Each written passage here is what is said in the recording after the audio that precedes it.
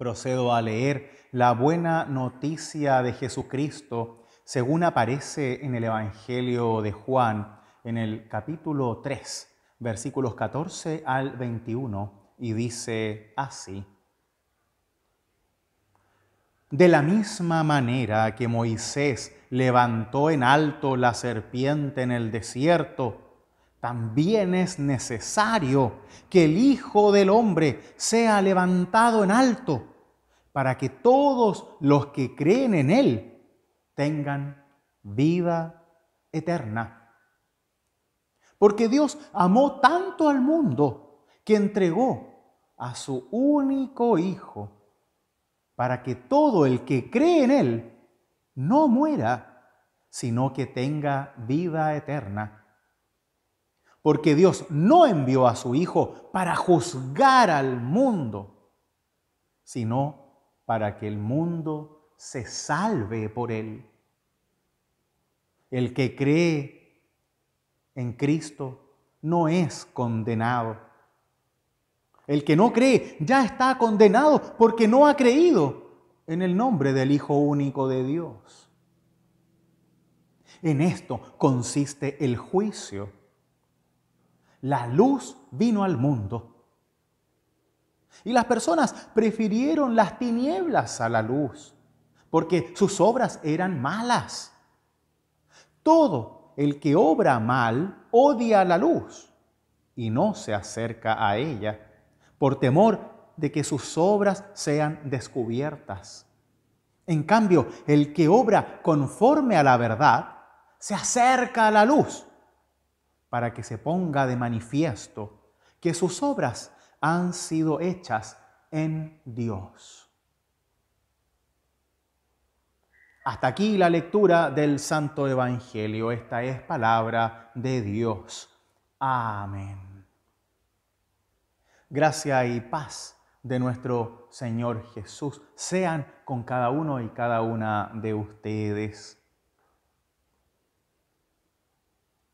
El Evangelio de hoy comienza con un recuerdo de muchos siglos atrás, en donde el pueblo de Israel, habiendo salido ya en su éxodo de Egipto, pierde la fe. Mientras Moisés estaba con Dios en el Sinaí, todo el pueblo que estaba abajo decide perder su paciencia y fabricarse un dios de metal. Lo hacen ellos mismos con sus manos. Se fabrican un dios a su medida. ¿Por qué? Porque tenían hambre, tenían necesidades y no estaban dispuestos a seguir esperando la respuesta de Dios, aun cuando Moisés estaba escuchando a Dios.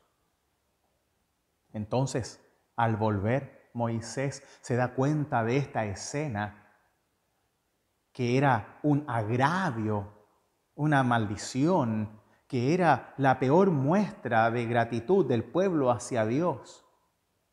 Habían perdido la fe. Y así aparecen de pronto unas serpientes abrasadoras que se llamaban, que empiezan a morder a la gente y la gente empieza una vez más a pedir salvación a Dios. Entonces, una serpiente aparece en un asta que tenía Moisés y esa se eleva en alto y todas las personas que podían mirarla hacia arriba entonces eran sanados y rescatados, salvados. Así, desde ese relato de la tradición de Israel, inicia el Evangelio con ese recuerdo en donde estamos siempre cayendo en la infidelidad, en la pérdida de la paciencia, en la pérdida de la fe. Ya sea en ese ejemplo de la época de Moisés, como también en la época de Jesús y, ¿por qué no, ahora? Resulta que muchas veces nos falta la paciencia. Y lo primero que viene a nuestra mente es la fabricación, la ideación de un Dios hecho a nuestra medida. ¿Acaso no pasa eso entre nosotros? ¿Acaso no nos olvidamos de los fundamentos de nuestra fe cuando tenemos problemas, cuando estamos sufriendo? ¿Acaso no solemos hacernos las preguntas equivocadas, como el por qué a mí, por qué a él, por qué a ella? ¿Por qué Dios me castiga? Dejando de lado toda nuestra fe. Porque sabemos en el fondo del corazón que Dios no viene aquí a castigarnos, ni a condenarnos, ni a juzgarnos al estilo de la justicia de la humanidad, sino más bien que viene a amarnos, a perdonarnos y a darnos una y otra oportunidad más. Pero cuando estamos bajo presión, solemos caer en los errores de fe.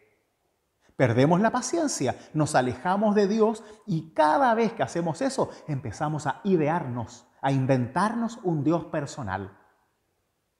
Ya sea para que cumpla nuestras expectativas, ya sea para abandonarlo y dejarnos llevar por cualquier otra filosofía humana que esté de moda en ese momento.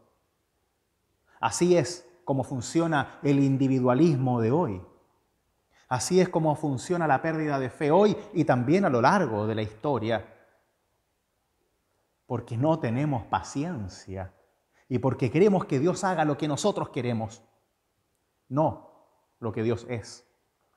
A veces incluso no estamos dispuestos a aceptar que Dios es amor, no solamente para mí, sino también para el pecador evidente, para la pecadora evidente, para aquella persona que peca distinto que yo, pero que para mí es peor que yo.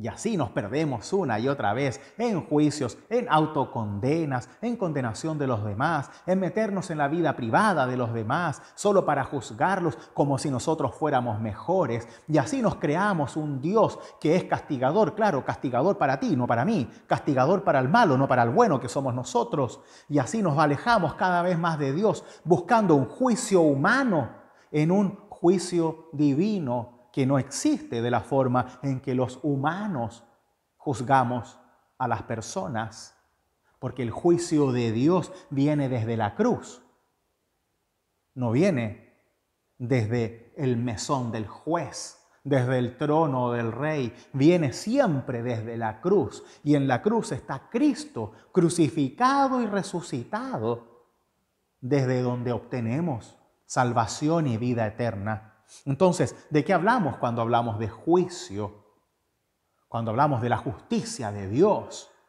Pues precisamente de la salvación, de la vida eterna, del perdón, del amor de Dios. Y no de nuestras personales ansias de juicio hacia el otro, de condena hacia el otro. Por eso debemos mirar en alto más que mirarnos hacia abajo el ombligo. Porque hacia arriba nos damos cuenta de que no es que nosotros vayamos para allá, sino que Dios baja hacia nosotros.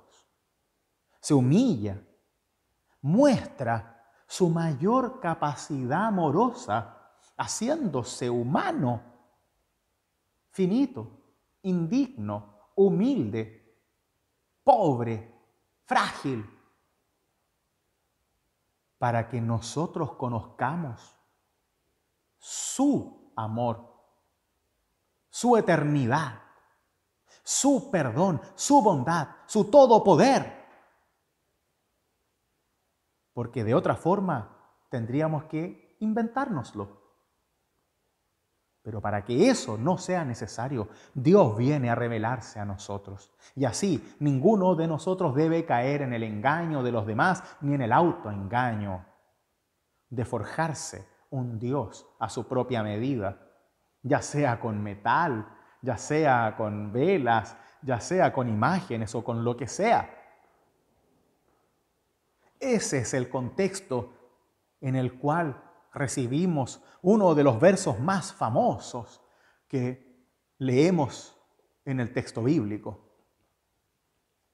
Porque Dios amó tanto al mundo que entregó a su Hijo único para que todo el que cree en Él no muera, sino que tenga vida eterna. Dios viene al mundo a salvarnos para que no nos perdamos. Claro, siempre vemos esta perdición como un infierno al estilo grecorromano, un Hades, un lugar de fuego donde está esta persona con cachos, con cola, con el tridente y todas estas cosas raras de Tom y Jerry que veíamos cuando éramos chicos. Claro, porque así a través del miedo es más fácil creer. También como a través del miedo, del terror, de la violencia, es más fácil hacer caso, como esclavos. Pero Dios no quiere esclavos, quiere siervos, que por voluntad lo sigamos para nuestro propio bien y el bien de los demás. Quiere personas que se den cuenta de que necesitan de Dios para ser mejores y poder darse al mundo a pesar de nuestro evidente egoísmo, egolatría e injusticia y condenaciones hacia los demás y también hacia nosotros mismos. Dios no quiere que nos perdamos, no quiere que muramos, no quiere que andemos errantes a la deriva sin Dios. No quiere que perdamos nuestra vida. ¿Pero cómo perder la vida? Pues andando por caminos que no son los de Dios.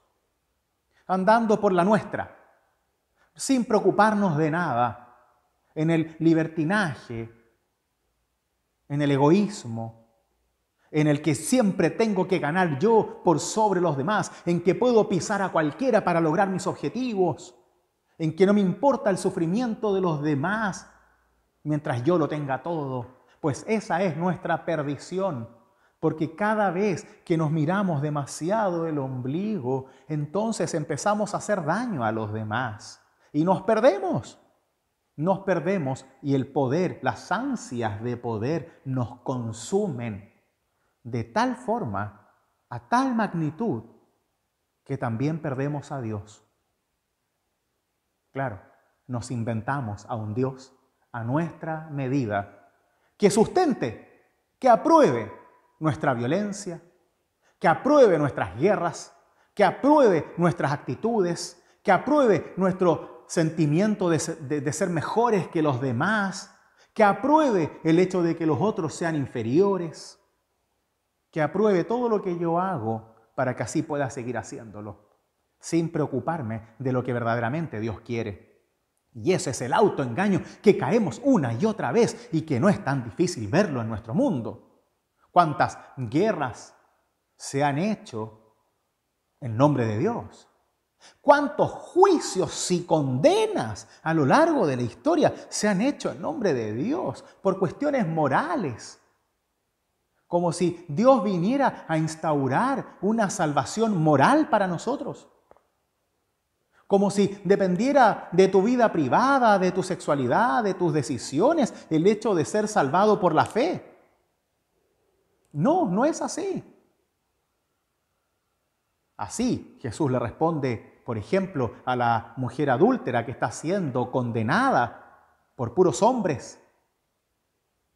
Y le dice, yo no te condeno, un poco más adelante en el Evangelio de Juan, capítulo 8.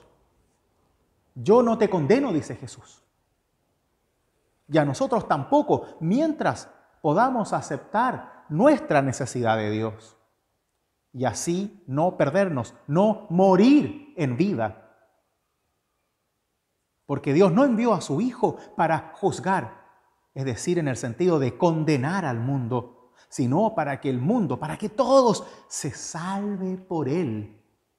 Seamos rescatados del sinsentido, de la perdición, de la maldición de estar llenos de nosotros mismos más que llenos de Dios. Incluso el Evangelio prosigue explicando. En esto consiste el juicio. Si tanto les importa el juicio de Dios, la justicia de Dios, de tal manera que podamos condenar a los demás. Dice, la luz vino al mundo. Las personas prefirieron las tinieblas a la luz. Claramente, preferimos hacer lo que queremos más que lo que Dios nos invita a realizar. Porque sus obras eran malas. Y todo el que obra mal odia la luz y no se acerca a ella. por temor de que sus obras sean descubiertas. Por eso nos inventamos un Dios a nuestra medida, para que así no seamos descubiertos en nuestro egoísmo, en nuestras injusticias, en nuestras condenas hacia los otros. En cambio, dice Juan, el que obra conforme a la verdad se acerca a la luz. Ya no dice que hace obras buenas, porque antes decía sus obras eran malas, los que hacen obras malas. Ahora dice, el que obra conforme a la verdad, no es el que obra bien, no es el perfecto, es el que obra conforme a la verdad. Es decir, el que obra buscando obrar en Dios, el que obra buscando a Cristo, el que obra creyendo en Dios. De modo que obramos buscando no engañarnos a nosotros, no creándonos un Dios falso, sino siguiendo a Cristo, obrando desde y en Cristo. No significa que nos va a salir siempre bien, no. Por eso no dice obrar bien, dice obrar en verdad. Significa obrar a conciencia, buscando que nuestras obras sean obra de Dios, no para nuestra gloria, sino para gloria de Dios. Y eso es un esfuerzo de cada día. No es que uno hace algo y ya está listo, sino que cada día me debo levantar buscando obrar conforme a la verdad, conforme a una libertad desde la fe, a una libertad responsable en donde me importa lo que te pasa a ti. Y ojalá a ti te importe lo que me pasa a mí. Obrando desde la verdad, buscando la luz de Dios, de modo que no andemos en oscuridad, sino más bien que andemos buscando la luz. Por fe, por confianza en Dios, buscando lo mejor. Esta es la dinámica de nuestra fe. No la de apuntar con el dedo, sino más bien la de abrazarnos y confiar en Dios de tal manera que podamos creer en Él para la vida y entender que con la fe no buscamos solamente una resurrección al fin de los tiempos. No, Dios se va a encargar de eso. Buscamos tener vida hoy, que puede sonar algo trivial, pero no lo es. Buscamos estar realmente vivos hoy. Buscamos realmente reconocer la vida que Dios nos da como un regalo desde la fe en Cristo Jesús. Buscamos levantarnos todos los días con la fuerza de Dios, con el ímpetu de Dios, con la guía de Dios. Y no solamente quejándonos de todo lo que nos sale mal o de lo que no tenemos. ¿Se imaginan una vida encontrados por Dios en cada respiro? Una vida en donde puedas caminar seguro en Dios. Una vida en donde no tengas miedo. Una vida en donde no hay desesperanza. Una vida en donde no hay descontrol. Una vida abrazados y seguros en Dios. Eso es lo que viene a darnos. Esa es la vida eterna realmente para nosotros. No es solo la vida que viene después de la muerte, es la vida que comienza hoy, cuando Dios está abrazado de nosotros y podemos conformar nuestras vidas en el seguimiento a Jesús. Podemos conformar nuestras obras en la verdad de Jesús. Podemos vivir en la luz en vez de andarnos oscureciendo en las tinieblas, perdiendo en las falsas decisiones de nuestra vida. Cuando hablamos de salvación, cuando hablamos de vida eterna, hablamos de una realidad actual, no al fin de los tiempos. Hablamos de una actividad de Dios en ti ahora mismo, no mañana, hoy, ahora mismo, porque esto es por fe, no porque te lo ganes o lo merezcas. Y Jesús ya murió y resucitó en la cruz por ti, por mí, por todos nosotros, para que ahora aprendamos a vivir y lo hagamos completos, integrales, holísticos, para que sepamos lo que significa la vida eterna, es decir, vida en Dios, porque lo único eterno es Dios. Y cuando vivimos realmente en Dios, entonces vivimos en verdad, vivimos en la luz, vivimos en la seguridad, vivimos en el perdón, vivimos en el seguimiento a Jesús, vivimos en la búsqueda de amor propio y al prójimo, vivimos abrazados de la cruz, vivimos no en las condenas, sino más bien en el abrazo fraterno al pecador, a la pecadora. Y así formamos una comunidad, una comunión que vive en Dios, que vive la vida eterna, que la disfruta, la goza, la ríe, la abraza, la llora y por sobre todas las cosas está presente de manera luminosa, disipando las tinieblas que todos tenemos para ir viendo los caminos que debemos seguir. Así, queridos míos, Jesús viene al mundo, como dice Juan, precisamente para que ninguno de nosotros se pierda, sino para que nos encontremos con Dios, caminemos de la mano con Dios cada momento de nuestra vida y así vivamos en Dios, en vida eterna, en luz y en verdad. Que sea Dios mismo quien conforme esa fe en cada uno de nosotros y que sea Dios quien vaya guiando nuestros pasos hacia el reconocimiento de esa fe, hacia la fe real en el único Dios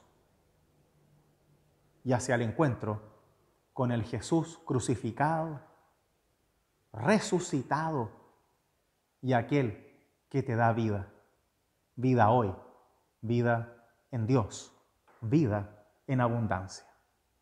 Que el buen Dios te bendiga, ahora y siempre.